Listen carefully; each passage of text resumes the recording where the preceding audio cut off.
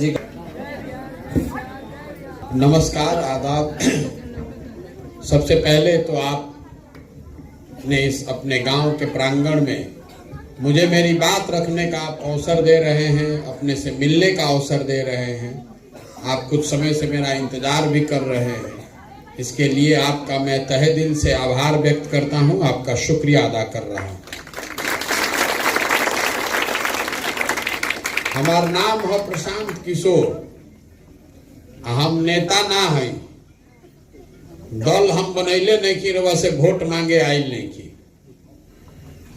हम विधायक मंत्री ना हैं, हम मुखिया सरपंच भी नहीं है, हम कुछ भी नहीं है।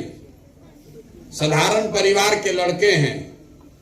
संकल्प लिए हैं कि पूरे बिहार में गांव, शहर, कस्बा, देहात पैदले चल के जाएंगे। 150 आदमी के संगे सुबह से शाम तक पैदल चलतानी, गावे गावे जातानी। सुबह से चले शुरू करीला, जहां सांझ हो या रुकब। अभी रवा गांव में आइल बानी, आगे बड़का माझा में जाके रुक जाए, फिर काल परसों फिर वजह से चले शुरू कर जाए। 137 दिन से पैदल चलतानी।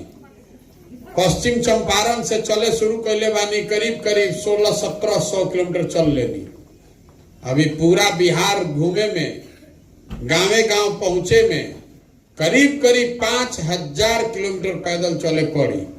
1-1.5 बरिस लागी। तो हम अपन घर परिवार छोड़ के, सब सुख सुविधा आराम छोड़ के आखिर गांवे गांव पैदल काहे चलतानी? हमरा पैदल चले से राउर गरीबी ना दूर हो, हमरा पैदल चले से राउर नाली गली ना बनी, राउर लइकन के पढ़े के व्यवस्था ना हुई, राउर राशन कार्ड में नाम ना जुड़ी, राउर खेत में पानी ना पहुंची, राउर धान 2000 रुपया में ना बेचाई। तो हम पैदल काहे चलतानी? पैदल इसलिए चल रहे हैं कि जिस राज्य में हम लोग रहते हैं, आज से 40-50 साल पहले भी देश का सबसे गरीब और पिछड़ा राज्य था, और लोगों का उम्र बीत गया। जे बच्चा रहे वो जवान हो गए, जवान आदमी बूढ़ हो गए। देखत देखत आज भी देश का सबसे गरीब, सबसे पिछड़ा, सबसे ज्यादा अशिक्षित, बेरोजगार और भूखमरी वाला राज्य बिहारे है। सुधरते नहीं थे। रउआ सब उपाय करके देख लेनी, कतना आदमी के रउआ वोट देनी, जेकरे के रउआ वोट देता नहीं, वो ये कहता कि हम आइब न अब की हाली ठीक कह दे। रउआ वोट दे देनी, जेकरा वोट मिल गई, वो हेलीकॉप्टर पर चलता। राउर दुर्दशा वैसा ही बा, राउर लइकन के दशा नहीं खे सुधरत। बहुत बरिस तक पहले कांग्रेस के वोट दियात रहे, ओकरा बाद आदमी कहल कि कांग्रेस के हटाओ, लालू जी के लाओ, गरीब के लइका लालू जी के राज होके के चाहिए। 15 बरिस में लालू जी के राज में इतना अपराध बढ़ल कि और रसातल में पहुंच गई नहीं जाए। फिर आदमी कहलस कि ना भाई, पढ़ल लिखल आदमी के बनाओ। तो नीतीश कुमार के वो बैठैले बानी। 17 साल से नीतीश जी बानी। दिल्ली में रहुआ मोदी जी के भी वोट दे के देख लेनी, बिहार और बिहार के बच्चों की दशा सुधर नहीं रही है। जैसे पुरान रोग होला, पकड़ में ही नहीं के आवत कि आखिर इतना दुर्गति हमने के बाग का है। तो हम चलल बानी, गांवे गांव घूमत बानी, निकलल बानी, देखे समझे कि आखिर इतना दुर्दशा बाग का है। रउआ खिस्सा कहानी में सुनले हो, पुराना जमाना में जो राजा होत रहे, ओकरा खातिर कहल जात रहे कि राजा रात में भेष बदल के निकलत रह कि देखे खातिर कि प्रजा के का दिक्कत बा। अब आज रउआ जेकरा के उंगली से दबा के वोट राजा बनावतानी, रात के बाद तो छोड़ दी, अब दिनों में रउआ कोई सूद लेवे नहीं खे आवत। हम अभी आवतानी जो रोड के दशा बा, लइकन के पढ़े के स्कूल के जो दशा बा, लइका रास्ता में मिलत सन, पढ़ लिख के बेरोजगार बैठल बड़ा सन। छोट छोट लइका दौड़त सन रोड पर, न कोई के शरीर में शुद्ध कपड़ा बा, न चप्पल बा, इतना गरीबी बा। तो हम चले हैं देखने समझने, ताकि देख समझ के एकरा से निकले के रास्ता निकालल जाओ। लेकिन हम तो आज चलल बानी, रउआ के देखो तनी के रउआ का दिक्कत बा, ऐसे कैसे रास्ता निकालल जाई। रउआ तो ऐजे रहता नहीं, आप सब लोग तो यहीं रहते हैं। ऐजा कौन ऐसा समस्या बा जो रउआ नहीं जानत? के नहीं जानत कि बिहार में बहुत भ्रष्टाचार बा? रउआ नहीं मालूम कि सब गली नाली गली रोड सब टूटल बा? रउआ जानत नहीं कि राउर लड़का जहाँ पढ़े जाता जब पढ़ाई नहीं हो तो खाली खिचड़ी बटाता? रउआ मालूम बा कि लेकिन के पढ़े के इजा कोनो व्यवस्था नहीं थे, डिग्री कॉलेज नहीं थे, इजा से हथुआ जाए पड़ी। आपको ये मालूम है कि सरकारी विभाग में कोनो ऐसा काम नहीं थे जहां पैसा दिला बगैर काम हो जाओ? तब वो सुधारत रहो काहे नहीं की? सबे तेजा होशियारे बैठल बा हमरा से ये भी बताने चले हैं कि ये सुधार क्यों नहीं रहा है। देखिए बिहार में 5 वर्ष बैठ के आदमी बतियावता कि इतना भ्रष्टाचार बा, पढ़ाई नहीं खे, रोजगार नहीं खे, सड़क नाली का हालत खराब बा। लेकिन जहिया वोट होता, वोट के दिन आदमी सब बात भुला जाता। वोट के दिन बिहार के आदमी के 4 गो बात याद बा। पहला बात, हमार जात का बा, के हमारा जात के खड़ा बा, चलो ओकरे के वोट दिया। जे जात से बच गए ओकरा के हिंदू मुसलमान भारत पाकिस्तान पुलवामा चाइना के नाम पर वोट लिया था। आदमी कहतन कहीं भूला है सब अपन कष्ट। ऊपर देखो, ऊपर मोदी जी के देखो, पाकिस्तान देखो, देश के नाम पर वोट दो। जे दोनों से बच जाता तो कहता कि जाए दी भैया, हमने के रोड नहीं थे, पढ़ाई नहीं थे, रोजगार नहीं थे। लेकिन हम लालू जी के राज रहे ना, वो बड़ा खतरनाक रहे भैया, बड़ा अपराध रहे। दीने में आदमी मारल जात रहन, अपहरण होत रहे, 4 बजे सांझ होत आदमी सरे छोड़ के भागत रहे। तो जाए दी कतनो खराब बा ना, और ललटेन वाला राज ना चाहिए। और चौथा, हम लोग के मुसलमान भाई लोग हैं, ये लोग कहते कि भैया चाहे जितना दिक्कत होके भाजपा के तो ना वोट दे सकीला जाए। भाजपा तो मुसलमान विरोधी पार्टी बा, तो भाजपा के दे ना सकस तो बिहार में बचल के?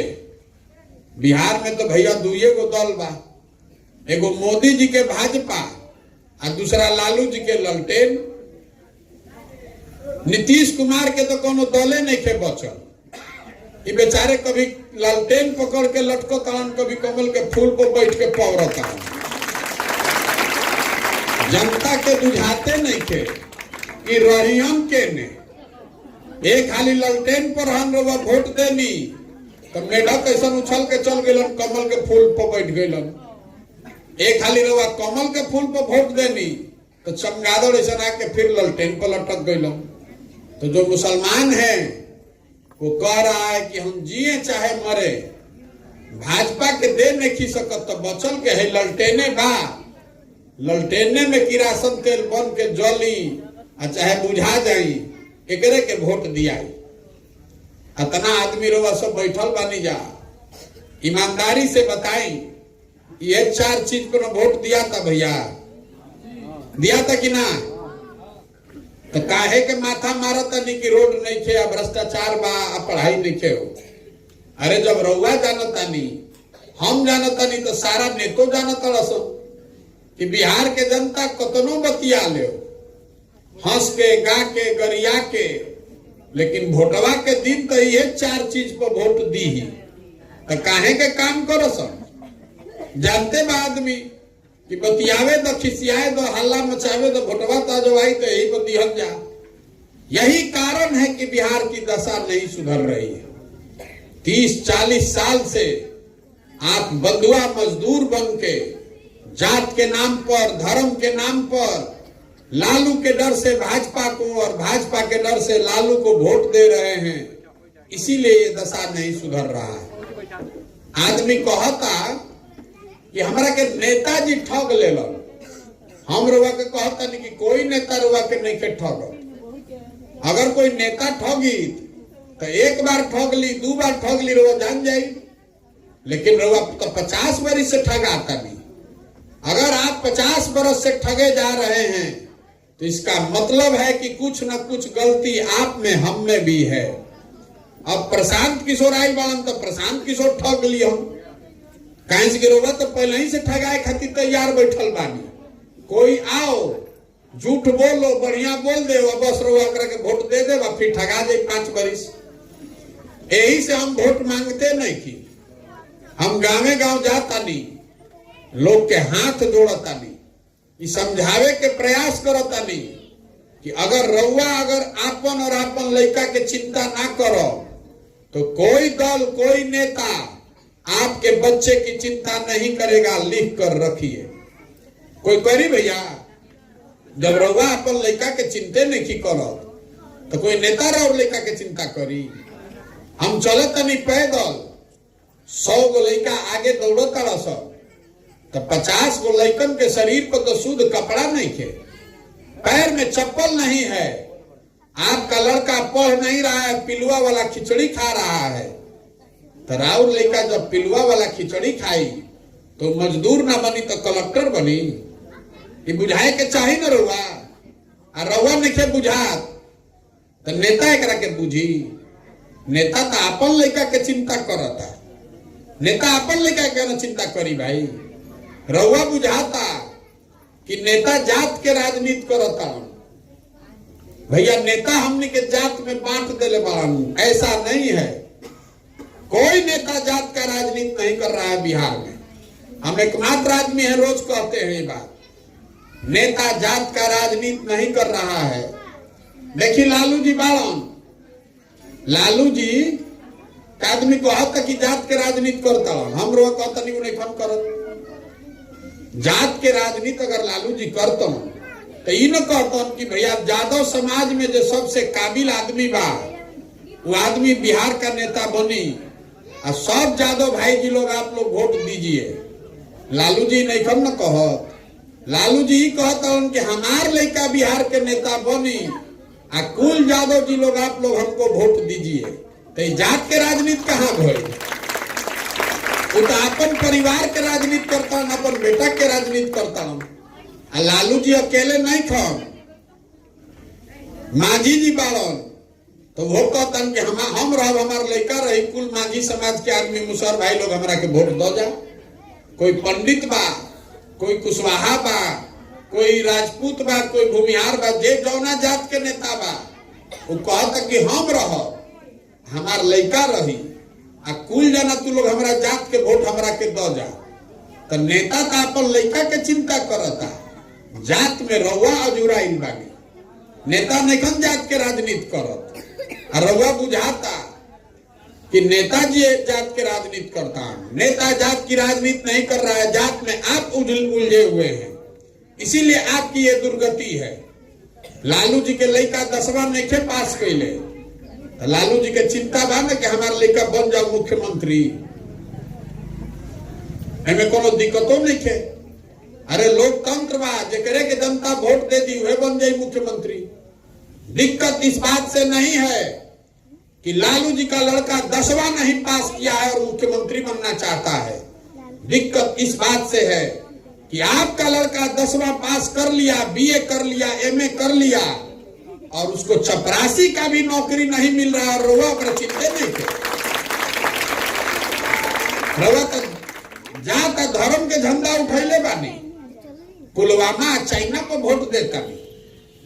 देखी 14 में जरा बुझात होके कि एगो आदमी कोई आई तो ठीक कह दी तो भाला भइल रहे जब मोदी जी आई रहन तो कि मोदी जी आई हम तो पूरा देश में सब ठीक हो जाए। घरे घर से मोदी जी के वोट दिया बा। अब रास्तवा पे चलता नहीं तो आदमी कहता कि भैया सिलेंडर के दाम बहुत हो गई बा, 1250 रुपया, 500 रुपया के डीएपी मिलता 1600 में, 35 रुपया के डीजल के दाम हो गए 96 रुपया, पेट्रोल 108 रुपया। तो हम रोज गांव में कहिला कि घरे घर से वोट मोदी जी के हमनी के देले बानी जा तो सिलेंडर और डीजल और पेट्रोल और डीएपी के पैसा पाकिस्तान के आदमी दी, हमनिए के देवे के पड़ी। जैसा वोट दबाइएगा वही परिणाम पाइएगा। कोई नेता आपको ठग नहीं रहा है, आप गलती खुद से कर रहे हैं। देखिए रवा अभी जगह कही देव माइक सबे कही के भैया शिक्षा व्यवस्था सुधार दी तबे बिहार के कल्याण होई, पढ़ाई कहीं नहीं के हो। अब रउआ से पूछो तानी, इतना आदमी एजा बारह ईमानदारी से अपने बच्चों के नाम पर बताइए कि पढ़ाई के लिए, शिक्षा के लिए, विद्यालय के लिए कभी हमने के जीवन में वोट देले बानी जा? कोई देले बा वोट? तो जब रउआ पढ़ाई खातिर वोटे नहीं दे तो पढ़ाई सुधरी कैसे? आप वोट दे रहे हैं जात पर, तो जहां जाई वहां जाते के बात होता। आपने वोट दिया है भारत पाकिस्तान हिंदू मुसलमान पर, तो जैसे ही लोग टीवी खोलता नहीं तो मैं खाली भारतीय पाकिस्तान और हिंदू मुसलमान के बात होता। बोइएगा बबूल तो आम कहां से खाइएगा? यही बताने चले हैं, सबको हाथ जोड़ रहे हैं कि अगर आप अपना नहीं तो कम से कम अपने बच्चों का चेहरा देखिए। अगर नहीं सुधरिएगा तो जिस गरीबी बदहाली में आपका जिंदगी बीता है, इसी में आने वाली पीढ़ी और बच्चों की भी जिंदगी बीतेगी। कोई नहीं बिहार को सुधार पाएगा। आदमी कहता कि प्रशांत किशोर आई बालन बहुत होशियार बालन, भैया रउआ आगे बढ़ी सुधारी। मेरे भाई एक प्रशांत किशोर छोड़ी, अगर 10 प्रशांत किशोर आ जाए हम तो वो बिहार ना सुधरे। जब रउआ सुधरे के तैयारे नहीं थी तो प्रशांत किशोर सुधार दिया। कोरोना में हजारों लड़के रउआ घर के सवांग पैदल चल के 2-2 हजार किलोमीटर आदमी आई। रउआ देखनी कितना कष्ट में आदमी पड़ल रहे। अब फिर उसी परिवार के लोग वापस जाकर उसी पार्टी को वोट दिया। तो रउआ दुर्गति में ना रहो तो हम दुर्गति में रहो, ये समझे के चाहिए ना रउआ। अरे वह समझे के तैयारे नहीं की। देखिए जा जितना आदमी हमनी के बानी जा, कौनो ऐसा घर ना होई जोना से जवान लड़का जाके बहरी मजदूरी नहीं के करत। कोई ऐसा घर नहीं है जहाँ 10,000 15,000 रुपया खाती आदमी घर परिवार छोड़ के मजदूरी करे नहीं के गई। काहे गई बा? रोड पर मोटरसाइकिल चलता, मोटरसाइकिल कहाँ बनता? मोटरसाइकिल बनता हरियाणा में, महाराष्ट्र में। रुआ घर में टीवी देखता नहीं, रेडियो सुनता नहीं, हाथ में सबे मोबाइल ले ले बा। ये कहाँ बनता? ये बनता उत्तर प्रदेश में, महाराष्ट्र में। आप अपने घर में सीमेंट लगाए हैं, छड़ लगाते हैं, ये कहाँ बनता है? ये बनता झारखंड में, मध्य प्रदेश में, उड़ीसा में। रुआ बस को चलता नहीं, ट्रक ट्रैक्टर चलता, ये कहाँ बनता? ये बनता तमिलनाडु में, गुजरात में, हरियाणा में। तो हतना आदमी रवा सब बा बताई तनी सोच के कि बिहार में का बनता? कुछ बनता बिहार में? हम रवा के बतावता नहीं का बनता। पूरा बिहार में हमने के एक चीज बनावता नहीं जा, जवान लड़कन के मजदूर लड़का पैदा करी, पेट काट काट के जो लड़का के रुआ पाल पोस के बड़ा करता नहीं। 20 बरिस 22 बरिस के लड़का हो गई तो ट्रेन में, बस में जानवर के तरह भर के लड़का सब जा रहा है पूरे भारत में मजदूरी करने के लिए। जहां जाता है काम करने, छोटा छोटा कमरा में 4 आदमी 5 आदमी रहता, 12,000 15,000 रुपया खाती 14-14 घंटा लड़का सब काम कर रहा है। वहां पेट काटता है कि घरे 6,000 भेजी, 8,000 भेजी कि हमार बाल बच्चा खाना खाई। जब रउआ से पूछता नहीं कि काहे वोट देनी, हाँ रउआ कहता नहीं भैया का करी, गौवा में सब देते रहे तो हमू दे देनी। अरे राउ घर के लड़का, राउ घर के सवांग, ओकर पूरा जवानी हो मजदूरी करत बीतता, और वह ऐसा ही वोट दे देता नहीं। और अगर ऐसा ही वोट दे तो रउआ ना भोगब तो हम भोगब। ये बताने चले हैं कि आपको अपने घर के सामान का चिंता होना ना चाहिए भाई। रउआ बताई हमरा के कि कोई एजा दिल्ली, बॉम्बे, गुजरात, महाराष्ट्र से, पंजाब से आके मजदूरी करता, तो राउर लड़का राउर घर के सामान काहे जाके बाहर मजदूरी करता? ऐसे में करता कि एजा 10-15 हजार रुपया के रोजगार नहीं के। अगर राउर लड़का के राउर सवांग के 10,000 15,000 के इधर रोजगार रही तो रहुओ संगे वो आदमी रहित न होली दशहरा मनाइत न अपन लड़का के संगे रहित न रहुआ तो अपन घर के सवांग के कोई छठ में आवत 15 दिन तो एक बार मुंह देखे के मिलता। साल भर में अगर वो आदमी हो जाए बीमार पड़ जाओ तो रहुआ इधर छटपटा के रह जाए ओकरा के मुंह देखे के नहीं के मिलत और राउर आंखें नहीं के खुलत। अगर नहीं खुलेगा तो कब सुधरिएगा।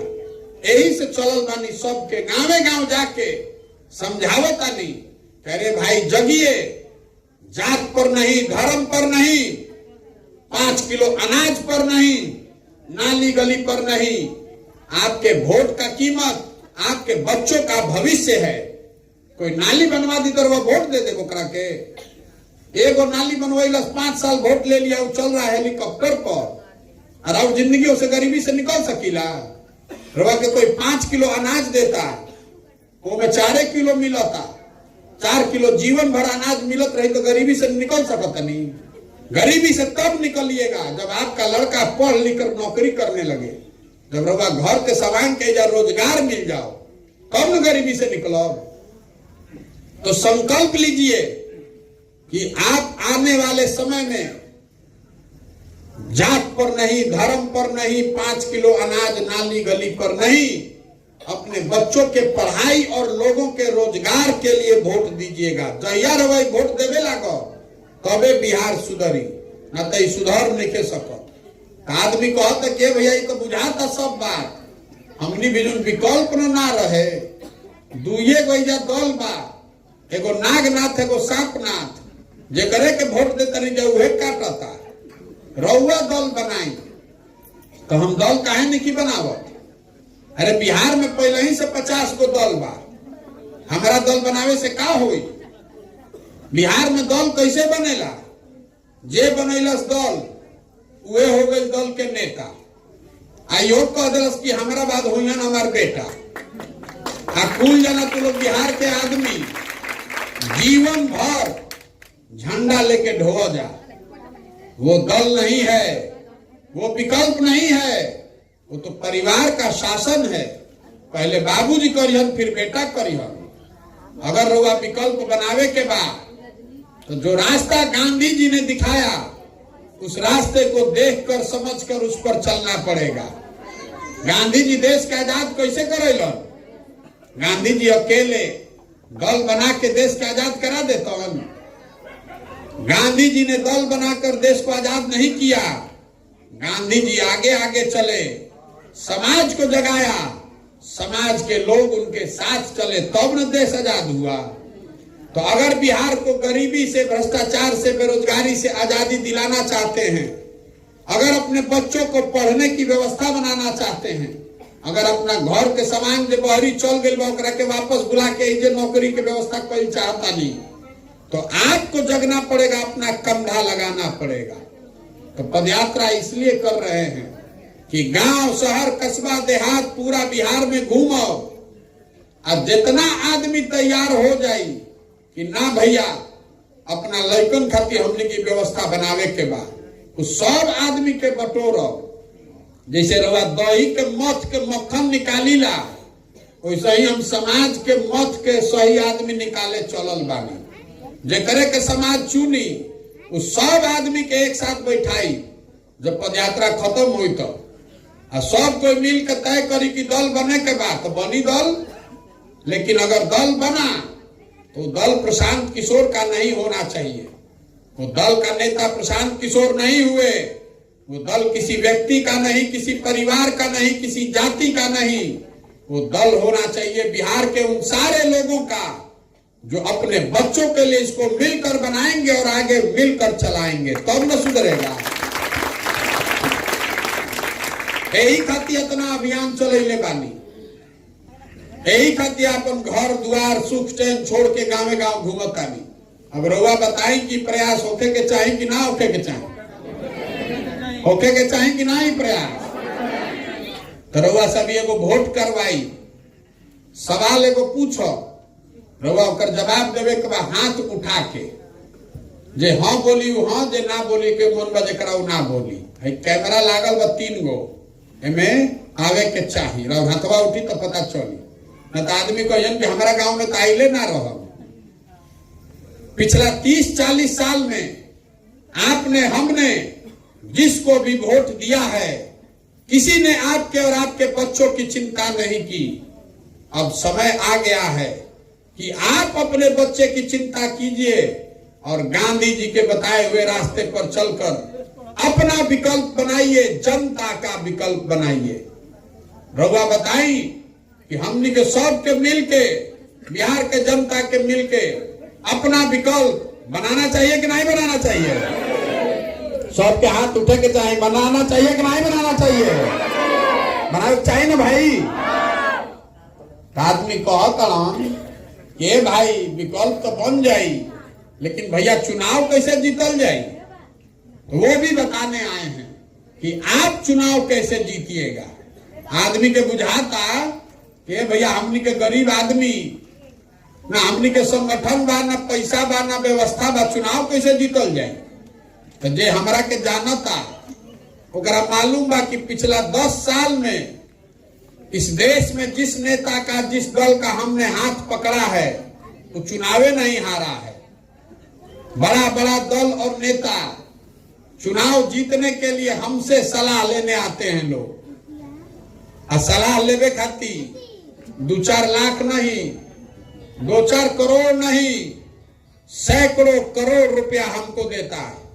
तो इतना पैसा, इतना नाम सब छोड़ के इस बार संकल्प लिए हैं कि किसी दल का नहीं, नेता का नहीं, बिहार की जनता का हाथ पकड़े।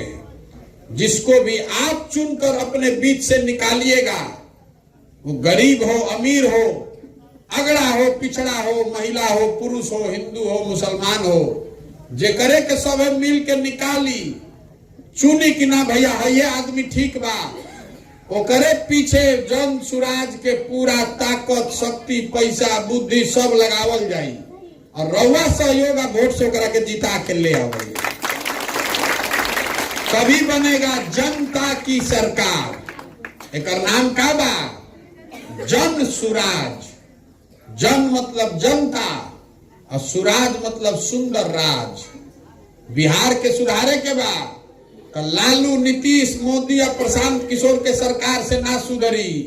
जनता के सरकार बनी तब सुधरी, राउर सरकार बनी तबे सुधरी। बिहार तब सुधरी जब हजारों अच्छे लोग को हम लोग चुनकर वार्ड सदस्य बनाएंगे। बिहार तब सुधरेगा जब 5,000, 6,000 अच्छा आदमी मुखिया और सरपंच बनी, जब जिला परिषद और विधायक अच्छे लोग बनेंगे। खाली मुख्यमंत्री बदले से बिहार नहीं खे सुधरे वाला। पूरा व्यवस्था में घून लाग गई बा, नीचे से लेके ऊपर तक सब तो लुटते बा। तो जब ले पूरा सफाई ना करो तब तक ये सुधरे वाला नहीं थे।